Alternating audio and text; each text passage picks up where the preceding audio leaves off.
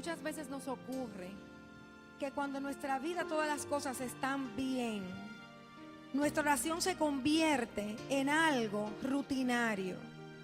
Como todo está bien, nosotros vamos delante de la presencia de Dios porque tenemos un conocimiento que nos dice que tenemos que orar.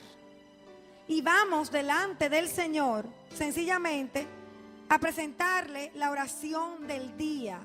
Señor, cuídame, Señor, guárdame, Señor, te presento tal o cual cosa. Pero no vamos delante de Dios con un corazón genuinamente quebrantado, genuinamente necesitado del Señor, sino que nuestra oración se convierte en una oración de costumbre, en una oración rutinaria. Y a veces el Señor tiene que permitir procesos en nuestras vidas para hacernos reaccionar. Porque cuando tenemos algo que nos está ocurriendo, que tiene determinado carácter, determinada importancia, entonces nosotros buscamos de Dios, nos quebrantamos en la presencia de Dios, le mostramos cómo lo necesitamos, pero es por esa situación que tenemos. Si esa situación no está ahí, pues sencillamente nosotros no buscamos de Dios por costumbre. En otras ocasiones, los procesos que vivimos se han convertido en procesos tan fuertes y tan fuertes que nosotros reaccionamos frente a ese obstáculo que se ha puesto por delante en nuestro diario vivir de dos maneras. Una, o con ira, o con amargura, o con enojo, inconformidad con lo que yo estoy viviendo. O por otro lado, con una rebeldía pasiva, donde nadie se da cuenta aparentemente de que yo estoy enfrentándome en lo más profundo de mi corazón con Dios, sino que yo empiezo a desanimarme, empiezo a dejar de hacer las cosas que yo hacía para el Señor, empiezo a hacer las cosas de una manera totalmente diferente, pero en realidad es que me he rebelado en mi corazón en contra de Dios, y en mi interior hay una actitud que está incoherente con lo que mi palabra habla al yo ir a la presencia de Dios a orar. Entonces resulta que parezco que he entendido que mi Dios es el Dios altísimo y que le oro y que le busco, pero en realidad Dios, que conoce nuestros corazones, sabe que en nuestro interior hay una rebelión, ya sea de forma pacífica o de forma agresiva y manifiesta, con la ira y el enojo. Vamos a leer lo que nos dice la palabra de Dios en el libro del profeta Isaías, en el capítulo 57, verso 15. Y nos dice: porque así dice el alto y sublime, que vive para siempre, cuyo nombre es santo. Habito en lo alto y santo, y también con el contrito y humilde de espíritu, para vivificar el espíritu de los humildes y para vivificar el corazón de los contritos. Y vamos a ir analizando este versículo parte por parte. Cuando habla de el alto, de que yo soy el alto, en el original está diciendo que Él es el que está elevado, el que está por encima de todas las cosas y de todas las personas, que Él es el que tiene el poder. En el diccionario de la Real Academia dice que significa de gran estatura y de gran dignidad. Sublime es el exaltado, el que tiene una elevación extraordinaria. Y santo sabemos que es puro, que es sagrado, que es perfecto. Y cuando dice que habita, habla de que reside permanentemente, de que mora. Entonces, esto nos revela, nos habla, nos ilumina al Dios Elión, al Dios Altísimo. Nosotros hemos estudiado cómo el nombre de Dios habla de su naturaleza y habla de su carácter. Este Dios Elión nos dice que no hay ni una autoridad por encima de su autoridad, ni en lo humano, ni en lo natural, ni en la creación. Nada ni nadie puede ir por encima de nuestro Dios Altísimo. Dice que es el que habita en la eternidad. Dice que habita para siempre. Nos está hablando del Dios Olam, del Dios eterno, de aquel que es el alfa y la omega, que es el principio y es el fin, que trazó un plan que ha sido hecho en lo eterno para tu vida y para mi vida. Ha sido hecho en lo eterno. Un plan que, aunque todavía quizás no lo estamos viendo, va a suceder porque en lo eterno ya fue planificado y realizado. Entonces, muchas veces como seres humanos nosotros llegamos a pensar que podemos ir por encima de Dios, que podemos opinar diferente a lo que Él opina y tener nosotros la razón. Porque así nos movemos en base a aquellas cosas que estamos opinando que deben ser diferentes a las cosas que Dios dice. Por vía de consecuencia, nos estamos parando frente al Altísimo, al Elión y al Olam, al Eterno. Y le estamos diciendo: yo no estoy de acuerdo con lo que tú has hecho.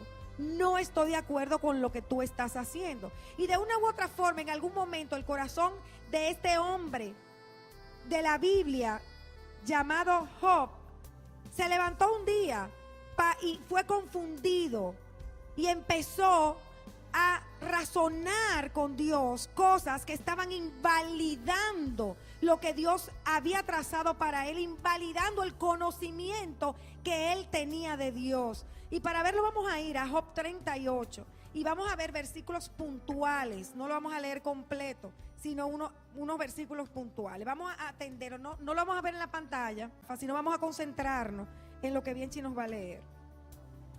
¿Dónde estabas tú cuando yo echaba los cimientos de la tierra? Dímelo si tienes inteligencia. ¿Quién puso sus medidas, ya que sabes? ¿O quién extendió sobre ella cordel? ¿O quién encerró con puertas el mar cuando irrumpiendo se salió de su seno?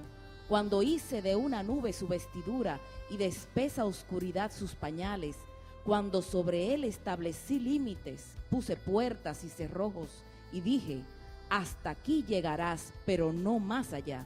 Aquí se detendrá el orgullo de tus olas. ¿Alguna vez en tu vida has mandado a la mañana y hecho conocer el alba su lugar, para que ella eche mano a los confines de la tierra y de ella sean sacudidos los impíos? ¿Has entrado hasta las fuentes del mar o andado en las profundidades del abismo? ¿Tú lo sabes? Porque entonces ya habías nacido y grande es el número de tus días. ¿Has entrado en los depósitos de la nieve o has visto los depósitos del granizo que es reservado para el tiempo de angustia, para el día de guerra y de batalla? ¿Conoces tú las ordenanzas de los cielos o fijas su dominio en la tierra? ¿Puedes levantar tu voz a las nubes para que abundancia de agua te cubra? ¿Envías los relámpagos para que vayan y te digan: aquí estamos? ¿Quién ha puesto sabiduría en lo más íntimo del ser o ha dado a la mente inteligencia? ¿Puedes cazar la presa para la leona o saciar el apetito de los leoncillos cuando se agachan en sus madrigueras o están al acecho en sus guaridas? ¿Quién prepara para el cuervo su alimento cuando sus crías claman a Dios y vagan sin comida?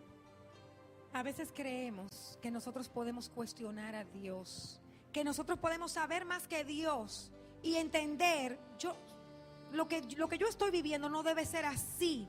Lo que yo estoy pasando no tiene razón de ser. ¿Por qué Dios no hace las cosas diferentes? ¿Por qué Dios no me da tal o cual cosa que yo necesito tener en este momento?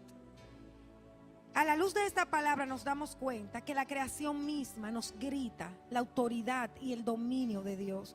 Dios domina todo lo creado, domina el universo, domina los mares, domina al hombre. El Señor sabe lo que hace, cómo lo hace y cuándo lo hace. Lo supo desde siempre porque Él es el eterno. Job no tuvo más que decir: de oídas te había oído, mas ahora mis ojos te ven. Y eso es lo primero que en el nombre de Cristo yo anhelo que suceda con ustedes en este día. Que nosotros abramos nuestro corazón y digamos: Señor, es que tú eres el Altísimo, es que tú eres el grande, es que tú eres el único que sabes cómo haces las cosas, el único que sabes cuándo las haces y cómo las haces. Yo no puedo cuestionarte, yo no puedo levantarme en contra de un designio que tú has trazado para mi vida, designio que lo trazaste desde antes de la fundación del mundo. El profeta Isaías en el capítulo 55, verso 8 dice: porque mis pensamientos no son vuestros pensamientos, ni vuestros caminos mis caminos, declara el Señor. Porque como los cielos son más altos que la tierra, así mis caminos son más altos que vuestros caminos, y mis pensamientos más altos que vuestros pensamientos. Lo ideal es que tus caminos lleguen a ser los caminos de Dios. Que tus pensamientos lleguen a ser los pensamientos de Dios. Que haya una unidad perfecta, inquebrantable. Pero cuando suceden cosas en tu vida que tú no las entiendes, que tú te quedas atónito, porque de repente se te va la paz, se te va la estabilidad, todo queda en confusión. Ocurren cosas que no la esperabas, cosas que te trastornan tu día a día. En ese momento esta palabra tiene que hacerse vida en tu vida. Mis pensamientos no son los pensamientos del Señor. Mis caminos no son los caminos de Él. Si estoy atravesando esta circunstancia es porque Él tiene un plan. Es porque Él está haciendo algo a mi favor. Es porque a través de esta situación hay ganancia para mi vida. Muchas veces vemos negro nuestro futuro. No sabemos qué sucederá con nuestra vida. Pero cuando nosotros entendemos que Él trazó un camino para nosotros, que Él lo trazó y que Él va a velar para que nosotros transitemos por ese camino, vamos a dejar de ver el futuro incierto y vamos a poner nuestra mirada en ese creador y sustentador, nuestro Dios Elohim, que es el eterno Olam y el Altísimo Elión. Isaías 48, verso 12 en adelante, dice lo siguiente: óyeme, Jacob, Israel, a quien llamé. Yo soy el primero y también soy el último. Ciertamente mi mano fundó la tierra y mi diestra extendió los cielos.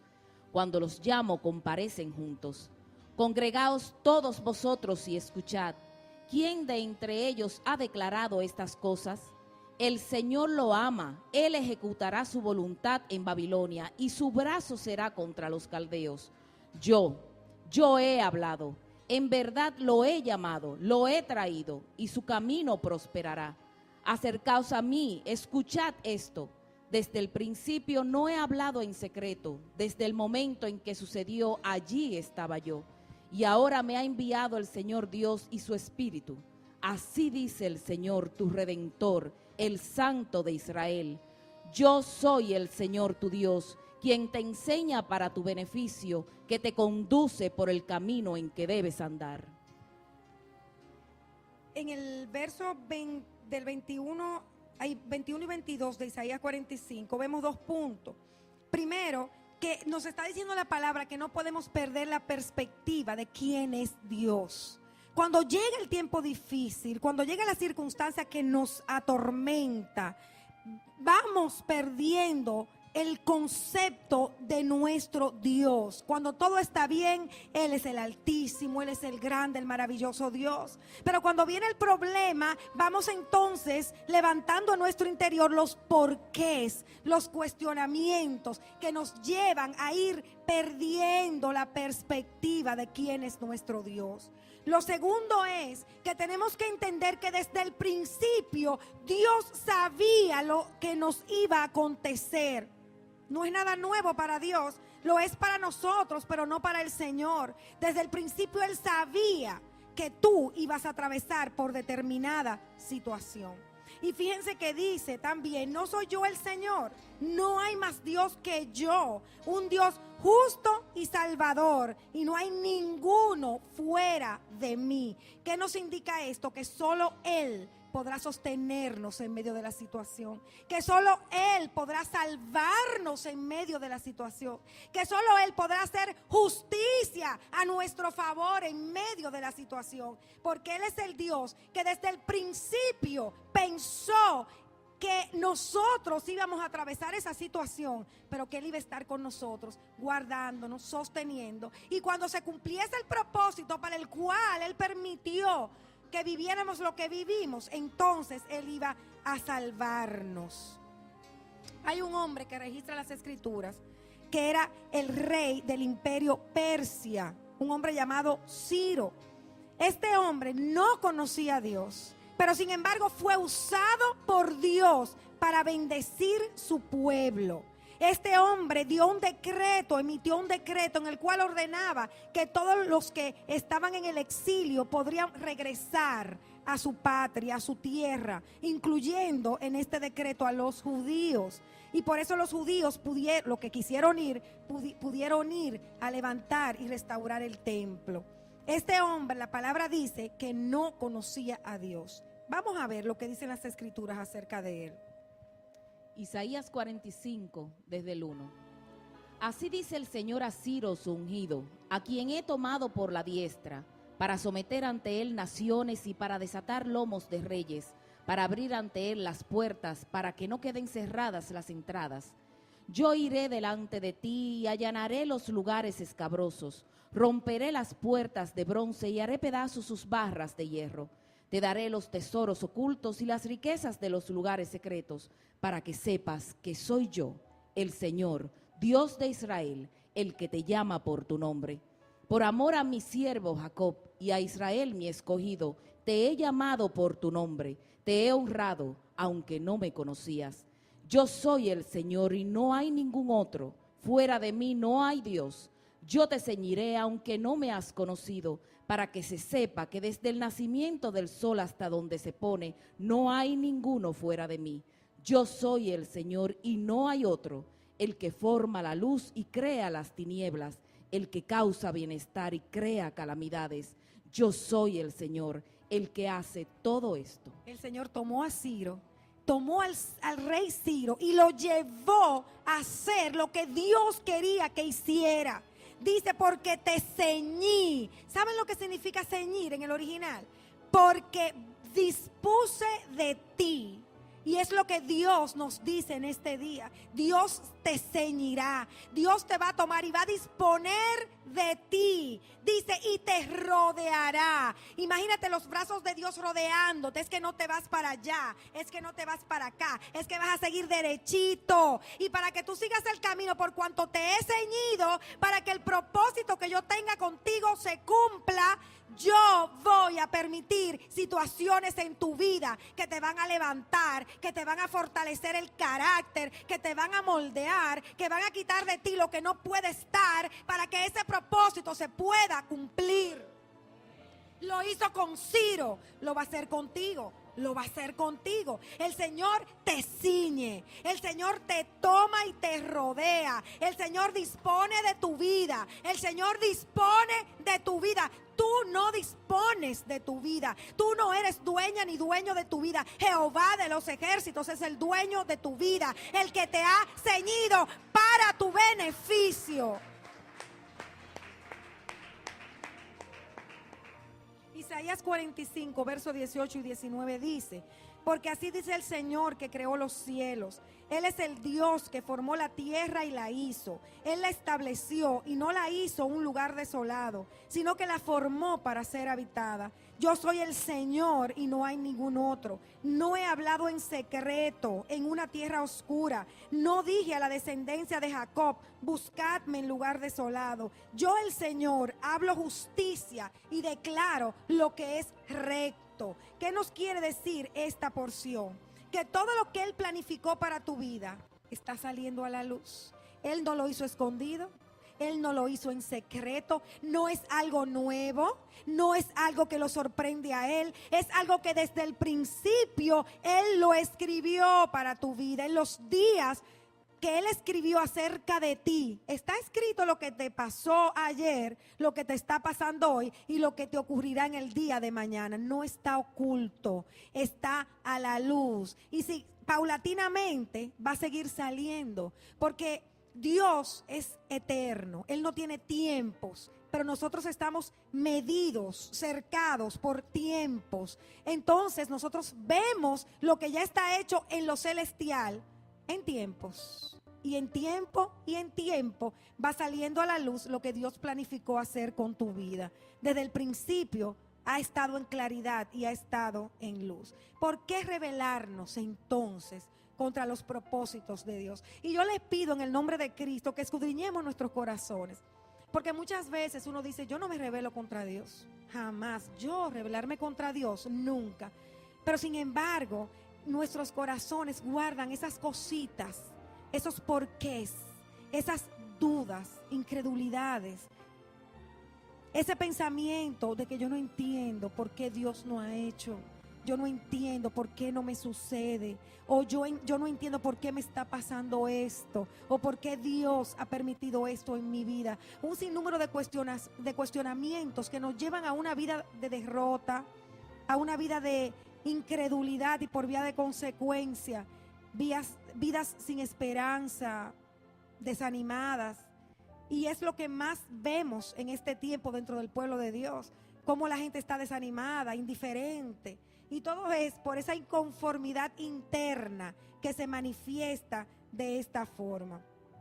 Isaías 45, versos 9 y 10 dice: ay del que contiende con su hacedor, el tiesto entre los tiestos de tierra. Dirá el barro al alfarero, ¿qué haces? O tu obra dirá, él no tiene manos. Ay de aquel que diga al padre, ¿qué engendras? O a la mujer, ¿qué das a luz? No podemos criticar lo que Dios está permitiendo en nuestras vidas. No somos quienes para hacerlo.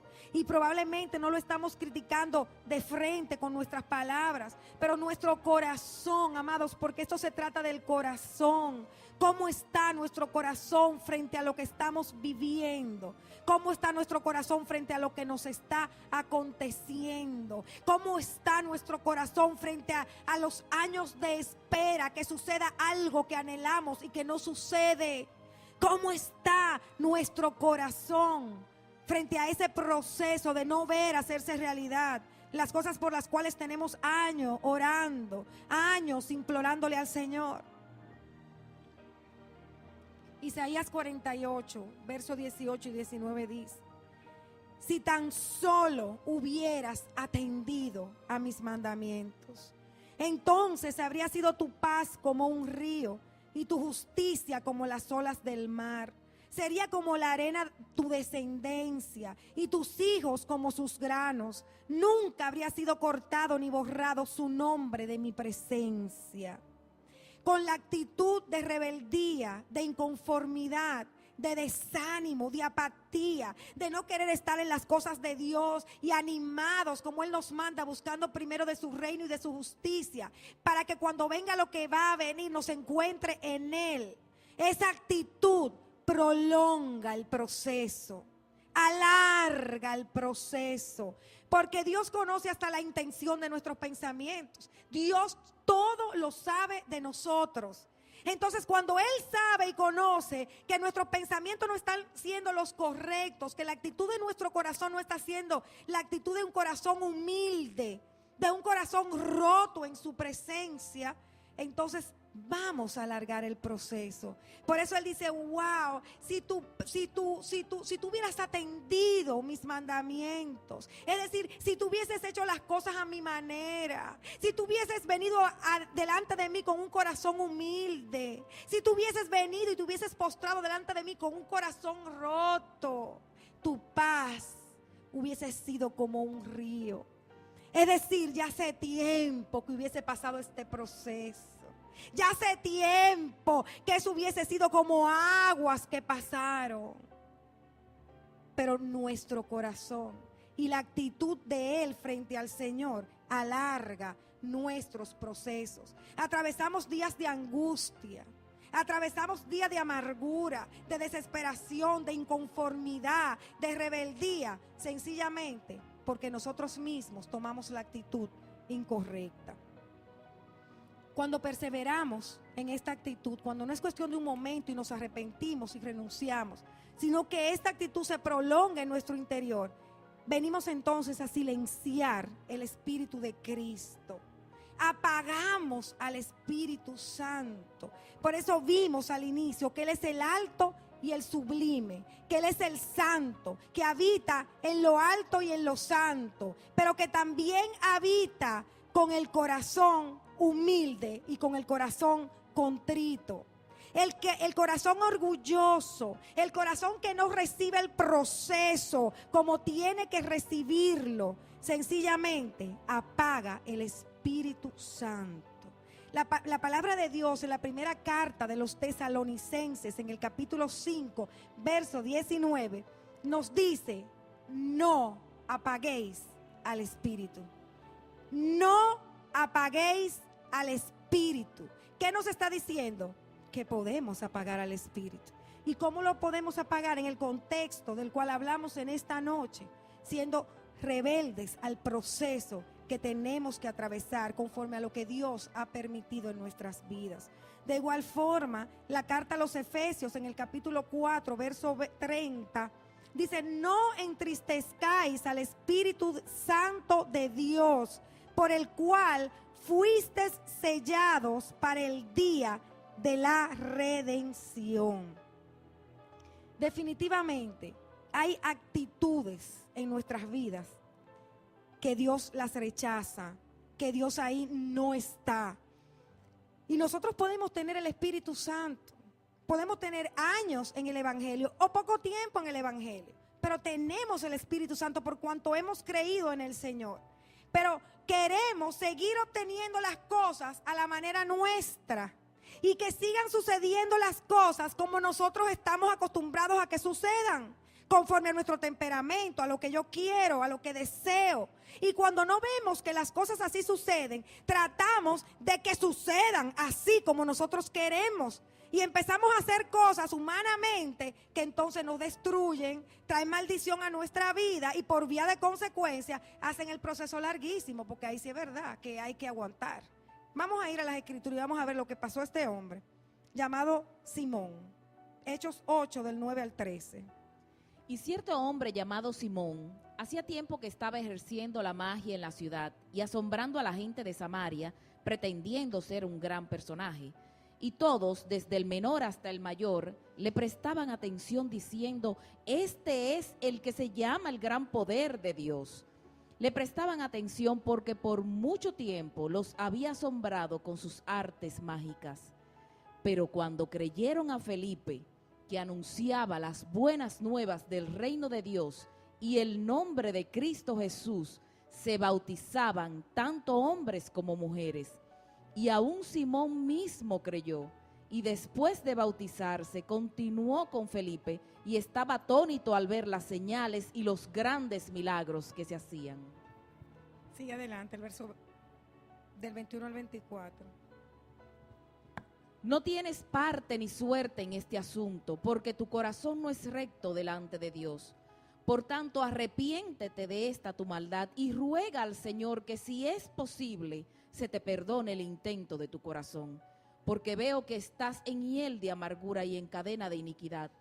Pero Simón respondió y dijo: rogad vosotros al Señor por mí, para que no me sobrevenga nada de lo que habéis dicho. En el verso 18, anterior a esto, vemos lo que dice lo siguiente: cuando Simón vio que el Espíritu se daba por la imposición de las manos de los apóstoles, les ofreció dinero, diciendo: dadme también a mí esta autoridad, de manera que todo aquel sobre quien ponga mis manos reciba el Espíritu Santo.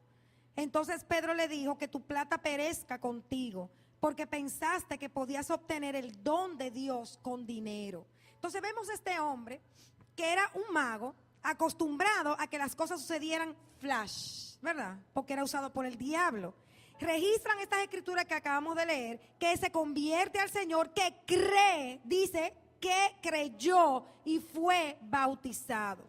Pero este hombre tenía cosas en su corazón que no le permitieron esperar el proceso del Espíritu Santo en su vida. Porque probablemente, al igual que los discípulos, él iba a ser usado por Dios, imponiendo manos y sanando a los enfermos y liberando a los cautivos. Pero él no quiso hacerlo así, él quiso hacerlo a su manera.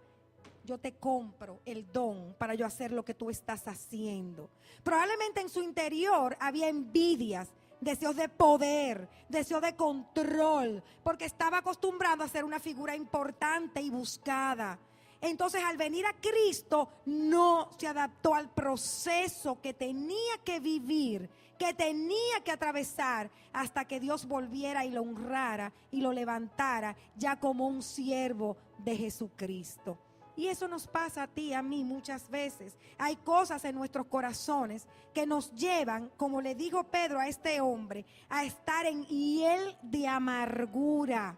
Y cuando buscamos el original de hiel de amargura, dice que es algo que te punza, que se ha levantado en tu interior. Imagínate todo el tiempo con una cosa que te está punzando en el corazón y que no te deja quieto, que te provoca envidia, que te provoca celo, que te provoca rabia, que todo te molesta porque tú estás inconforme con la realidad que tú vives, porque tú no aceptas la realidad que tú vives, porque no te sucede lo que tú quieres que lo que te suceda, porque tú no recibes lo que tú quieres recibir, porque no puedes estar en la posición en que tú quieres estar. Corazón lleno de hiel, de amargura. Y dijo además, y cadenas de iniquidad, que son cadenas de maldad. Hoy es día de revisar nuestro corazón delante de Dios. Año de la intimidad con Dios. Si nosotros queremos llegar a tener esa intimidad genuina que nos va a llevar a una vida abundante, tenemos que revisar nuestro corazón y renunciar a todo orgullo y toda altivez que esté levantada delante de Dios, delante de lo que estamos padeciendo o atravesando, que nos lleva a cuestionar lo que Dios está haciendo en nuestras vidas. Tenemos que renunciar a la falta de humildad. Isaías 57:15 dice, como lo leímos al principio, porque así dice el alto y el sublime, que vive para siempre, cuyo nombre es santo. Habito en lo alto y santo, y también con el contrito y humilde de espíritu, para vivificar el espíritu de los humildes y para vivificar el corazón de los contritos. Yo quiero que ustedes abran su entendimiento en el nombre de Cristo y analicen esta porción. Él está diciendo, o sea, Él es el Dios que es el alto, que es el sublime, que es el santo, que habita en esas alturas, que habita en esa santidad, pero que también habita con los que tienen un corazón humilde en su presencia, con los que se rompen el corazón en su presencia, con los que no cuestionan, con los que no se rebelan, con los que no se desesperan en medio del proceso, sino que se tiran, se estrellan en su presencia y le dicen, Señor, yo te necesito, Señor, yo sin ti no puedo atravesar este proceso, Señor, mi corazón es tuyo, Padre, yo espero lo que tenga que esperar, pero dame la fuerza. Señor, yo sé que tú estás obrando para bien. Mi vida es tuya. Yo estoy totalmente rendida o rendido a ti, Señor. Haz conmigo lo que tú quieras hacer. El Señor dice que con ese Él habita, que con ese Él mora, que con ese permanece la presencia de Él. ¿Por qué? Porque aquel que tiene un corazón así va a recibir lo que Dios quiere darle, va a recibir su palabra. Cuando el Señor le diga, no temas, que yo estoy contigo, va a recibir esa palabra. Cuando el Señor le dice, ten ánimo, yo te ayudo, va a recibir esa palabra y se va a levantar de ahí con ánimo, porque escuchó la voz de Dios que le dijo, yo estoy contigo, yo te doy ánimo. Oye la voz que le dice, hasta las canas yo te sostendré. Aunque pases por las aguas yo estaré contigo. Y si por los ríos no te anegarán. Y si por el fuego la llama no te quemará ni arderá en ti. y se levanta de ahí. Yo estoy en este proceso, pero Dios me dijo que yo no me voy a ahogar, pero Dios me dijo que yo no me voy a quemar, que yo voy a seguir hacia adelante. Amados, esto es una cuestión de fe. El reino de los cielos es obediencia y es fe. Con el contrito, con el que tiene un corazón que se rompe en su presencia, que se humilla, que depende de Él, que acepta los procesos sin cuestionamientos. Entonces, dice la palabra que ese corazón va a ser vivificado, que ese corazón va a ser reanimado, que ese corazón va a ser sanado, que ese corazón va a ser resucitado. El ánimo va a ser vivificado, porque corazón y espíritu en el original, en este contexto, es ánimo, es valor, es conducta, es temple, son reacciones. Entonces, ¿qué nos está diciendo el Señor en esta noche? Si tienes un corazón humilde, que se rompe en la presencia de Dios, entonces Él va a venir, va a estar contigo y te va a dar ánimo y te va a dar vida, te va a resucitar, a sanar, no importa cuál sea la situación que tú estés atravesando. Porque entonces tu corazón humilde, quebrantado en la presencia del Señor, será un corazón sensible que va a recibir la palabra de Dios, que no se le va a levantar en contra de esa palabra en incredulidad, en duda, en cuestionamientos, sino que como un niño que recibe la promesa de su Padre natural, terrenal, así va a recibir esa palabra. Cuando hablamos de humildad, no es solo ser humildes con nuestro prójimo, es ser humildes con Dios. Porque el que puede ser humilde con Dios, entonces podrá ser humilde con su prójimo. Humilde con Dios es el que no argumenta, el que no cuestiona. Primera de Pedro, capítulo 5, versos 6 y 7. Dice: humillaos pues bajo la poderosa mano de Dios, y Él os exaltará a su debido tiempo, echando toda vuestra ansiedad sobre Él, porque Él tiene cuidado de vosotros. Probablemente estés en un periodo de humillación, porque las cosas no están bien. En cualquier área no están bien. Pero el Señor te dice: humíllate. Humíllate bajo mi poderosa mano. Poderosa porque esa mano tiene el poder para sostenerte en medio de la situación y para sacarte de ella también. Humíllate en las manos del Señor, porque en el tiempo que ya Él marcó desde la eternidad y que te lo dejará ver, serás exaltado, serás sacado de ese proceso. Mateo 23:12 dice: cualquiera que se ensalce será humillado, y cualquiera que se humille será ensalzado. Si te rebelas ante Dios, si te levantas ante los procesos, Él va a tener que prolongar lo que vives. De repente, hasta permitir que vivas cosas peores hasta que te quebrantes.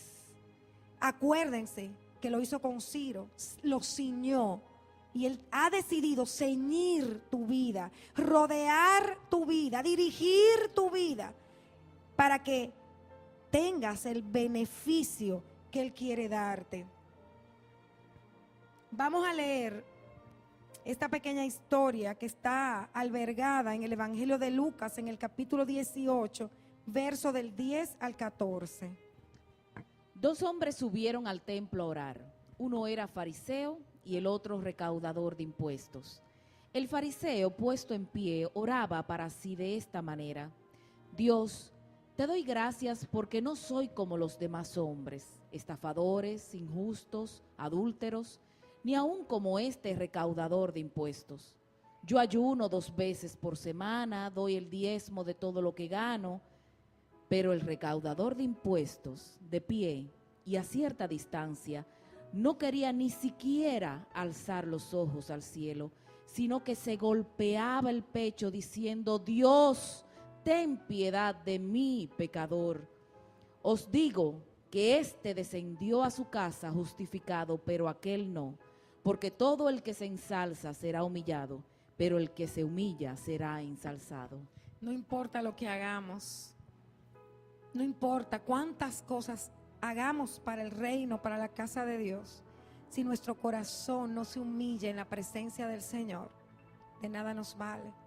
Dios sabe si tu corazón es altivo delante de Él. Este es un caso que lo demuestra con claridad.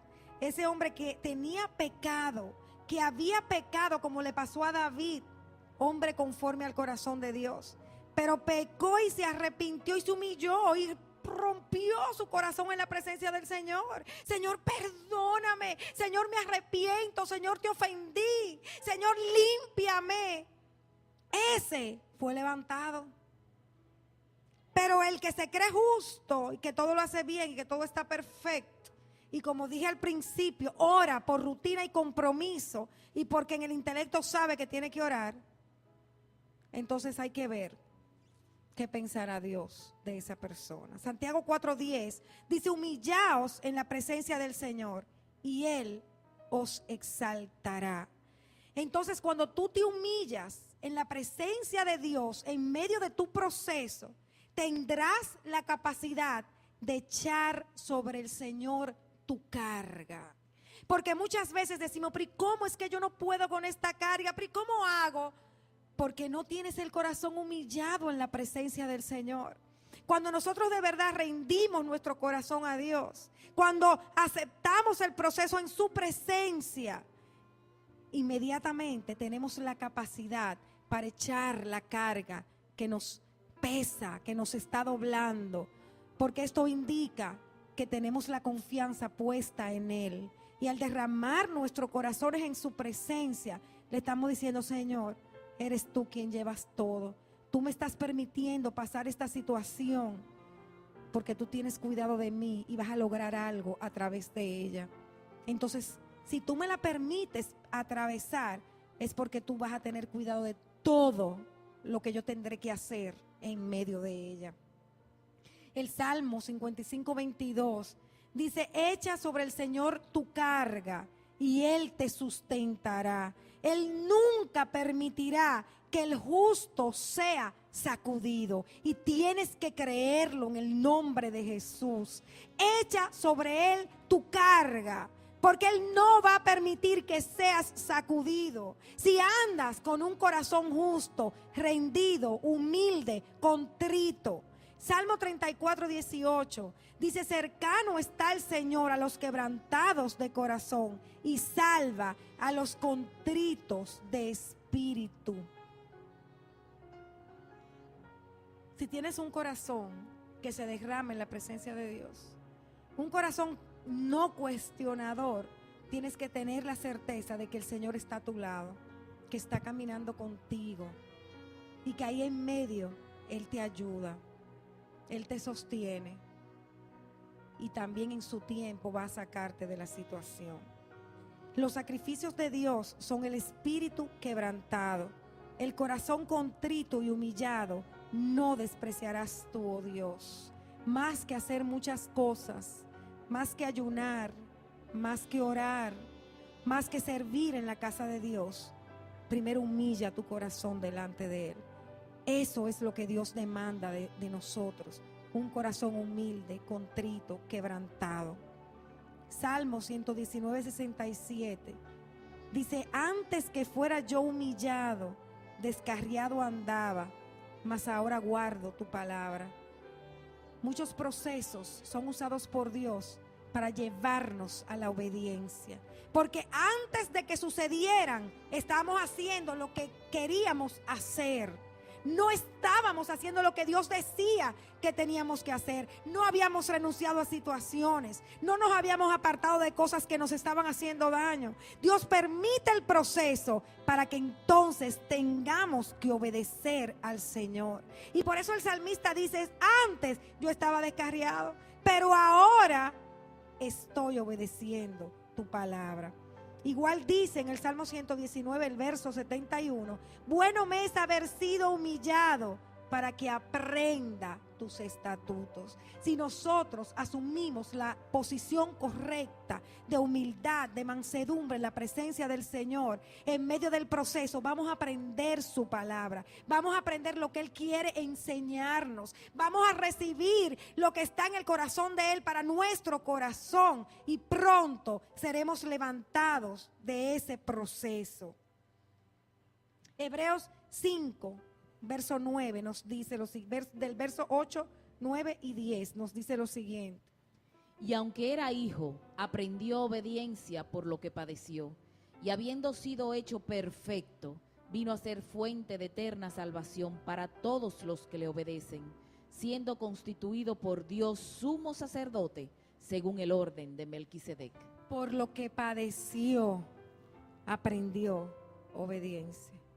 Lo que padeces te llevará a aprender a obedecer al Señor, pero también te llevará a que se cumpla el propósito que Dios tiene con tu vida.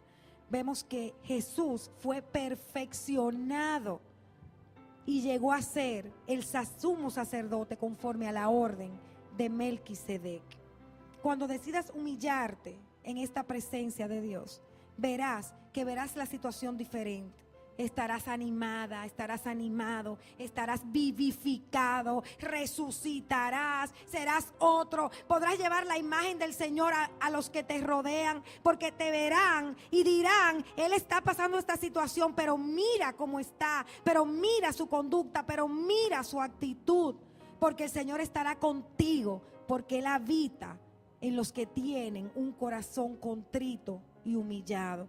Por eso es que la palabra de Dios en las bienaventuranzas nos dice que bienaventurado es el pobre de espíritu, porque de ellos es el reino de los cielos. Y pobre de espíritu es aquel que no es altivo, ni soberbio, ni orgulloso delante del Señor, sino que se postra en humildad, porque ha entendido el gran amor con que ha sido amado, y lo único que puede hacer para corresponder ese amor es obedecer al Señor, es aceptar los procesos sabiendo que Él está obrando lo mejor para su vida. Hay un ejemplo claro en las Escrituras, en Lucas 23, a partir del verso 39. Vemos dos actitudes de dos hombres que están crucificados junto al maestro en el madero. Uno de los malhechores que estaban colgados allí le lanzaba insultos diciendo: ¿no eres tú el Cristo? Sálvate a ti mismo y a nosotros. Pero el otro contestó y reprendiéndole le dijo: ¿ni siquiera temes tú a Dios a pesar de que estás bajo la misma condena? Y nosotros a la verdad, justamente porque recibimos lo que merecemos por nuestros hechos, pero este nada malo ha hecho. Y decía: Jesús, acuérdate de mí cuando vengas en tu reino. Entonces él le dijo: en verdad te digo, hoy estarás conmigo en el paraíso. Bienaventurados los pobres de espíritu, porque de ellos es el reino de los cielos. Uno altivo y orgulloso delante del Señor. El otro con total humildad, con un corazón rendido a Él, logró el reino de los cielos.